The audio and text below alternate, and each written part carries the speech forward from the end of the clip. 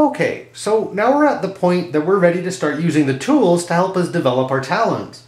Now, I recommend playing cards as one of the easiest tools to use, which is why it's first, because of two basic things. The first is that they're commonly available. You can get playing cards just about everywhere. Most of us already have them, so they're very simple to use. The second is the fact that there's no stigma attached to them.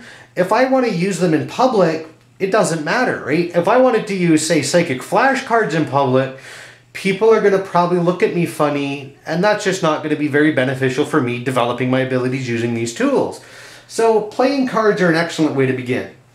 Now, with playing cards, there's a couple things you need to know. The first, you want to pay attention to the surface you're working with. I've got my nice tablecloth here because it makes sure that I can't see the bottom side of the card.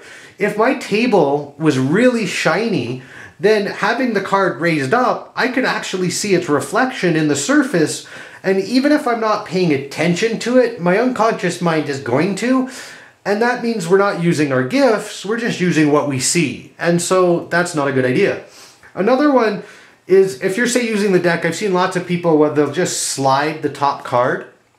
Well, as you can see from the bottom, you can actually see what that card is, right? So if the surface is shiny or there's a reflective surface off the way, I'm going to see it again, and so that doesn't help me. Now, I myself, I've chosen bicycle, as you can see, for one simple basic fact. I like them. I like their finish, right? The fact that you can slide them so easy and they don't stick together.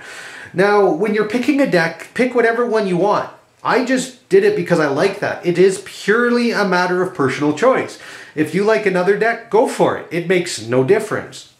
Now, on that note, when you are using the deck, I also recommend only using about a third and then stopping and then shuffling. The reason is because the more cards you use, then of course you might start remembering what's come, you might start looking at other things, right? Your odds change.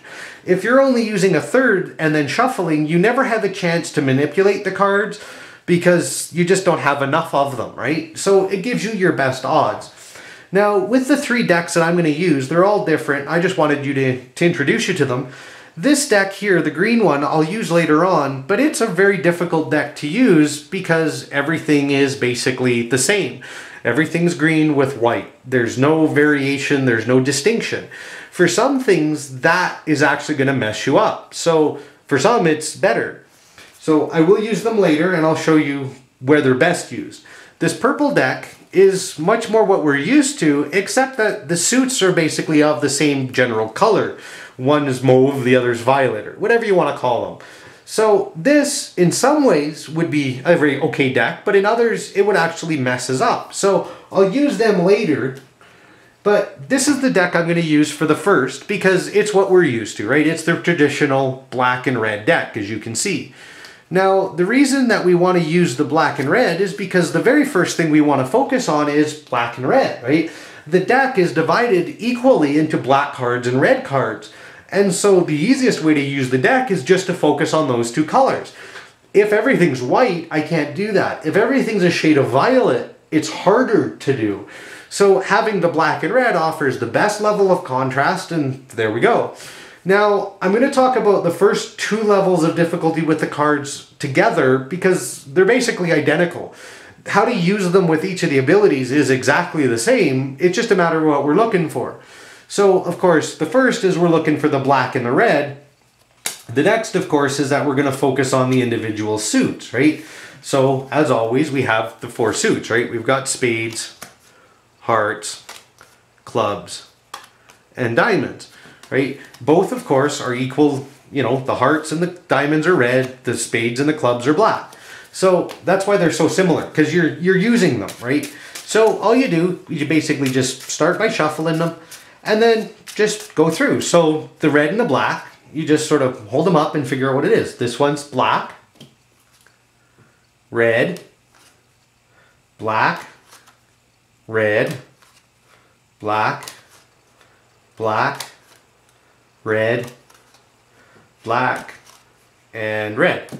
Right? So that's all we're doing for black and red. Now with the suits, the same thing, right? Just give them a shuffle and then same exact way to go. You're just now looking for suits, right? This one's a heart, a spade, heart, club,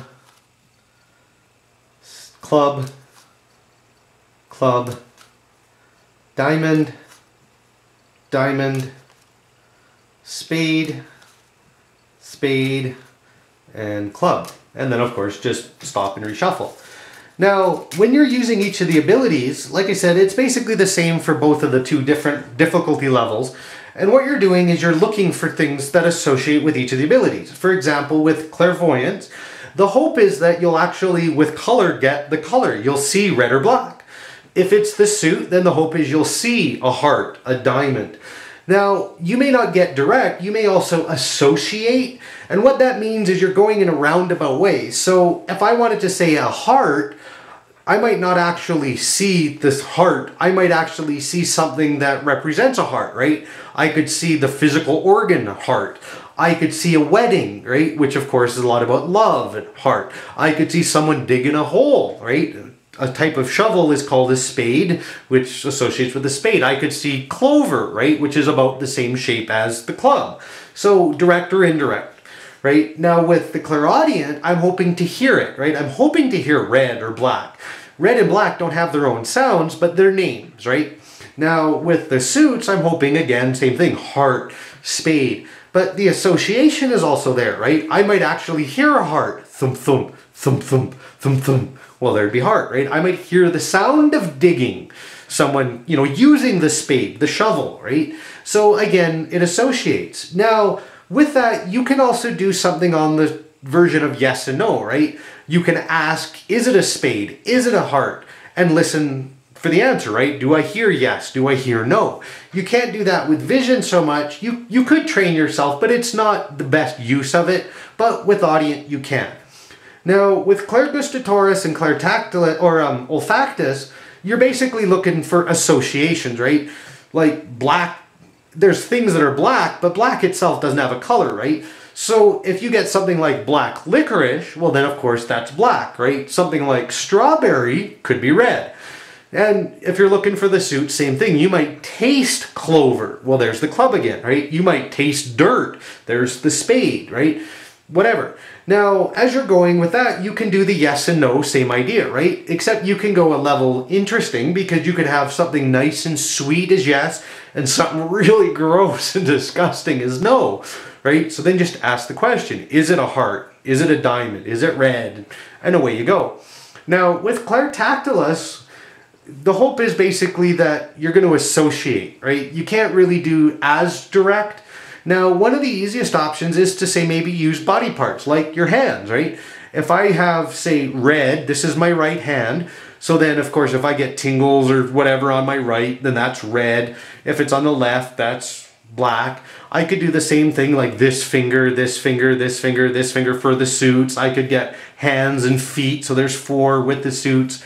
So you're listening to your body and seeing where it associates with each of those suits, right? And then with the intuitive, the idea is it just flashes. It's just there. So vision, clairvoyant, we're hoping to get images or pictures that directly or indirectly connect with the color or the suit. With the clairaudient, same thing, hoping to go direct or indirect, but we can add the yes and no.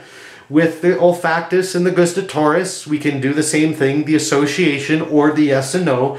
And with the tactile, the association and yes and no, right? Same thing, you could do yes is right, no is left. It's all the same. So that's the basics, right?